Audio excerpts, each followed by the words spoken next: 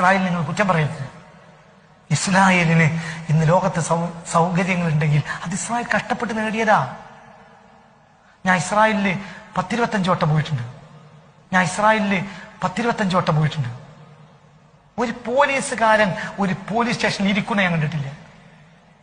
ഒരു പട്ടാളക്കാരൻ ഇരിക്കുന്ന ഞാൻ കണ്ടിട്ടില്ല.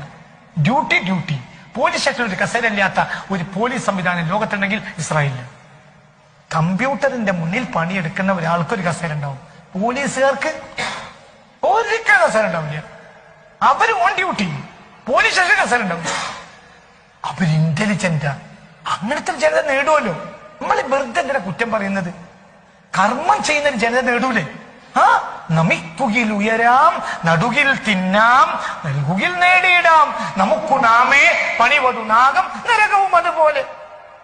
നമിക്കുകിൽ ഉയരാം, നടുകിൽ തിന്നാം. നമ്മൾ നട്ടുപിടിപ്പിച്ചാൽ നമുക്ക് തിന്നാം. അവർ ലോകത്തെ മുഴുവൻ വെല്ലുവിളിച്ചു, ലോകം മുഴുവനും അവരറിയില്ലായി. അറബികൾ മുഴുവനും അവരെ ആക്രമിച്ചു. 1967 അറബ് ലോകത്തെ മുഴുവനും. ഇനി ഒരു യുദ്ധത്തിന് ശേഷിയില്ലാത്ത വിധത്തിൽ അവർ തകർത്തത് 7